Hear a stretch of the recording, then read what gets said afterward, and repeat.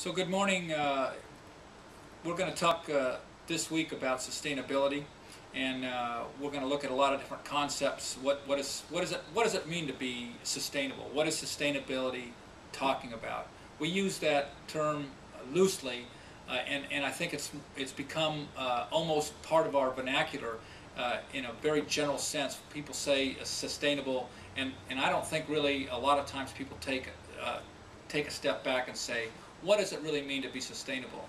Well, on the largest scale, when you look at global events, it's really difficult for us to talk about anything being sustainable, because the only thing that was sustainable was the original life systems that were here, and those changed 10,000 years ago when man began farming and changing the earth to its own desires. So to say that something's sustainable really means that you have that cycle, that natural cycle of nutrients and life force on a continuous basis.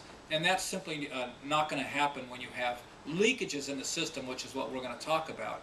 So when you say sustainable, it means that from the birth of the resource to the death of that resource, you have a cycle, so that resource is continuing to flow through the system.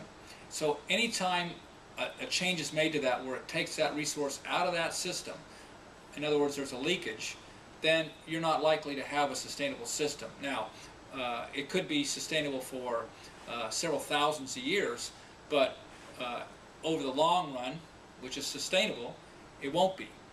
Now, you can also do a short-run sustainability, and we know that, for instance, oil is being depleted. It's a stock resource. And it's considered a stock resource because it does not renew itself fast enough to be considered a renewable resource. In other words, it may take thousands or hundreds of thousands of years to replenish that stock of oil. And so if we use that up over 200 years, you see that's moving out of the system. We're not getting it back in there, and then it's gone. So it's not sustainable to use that.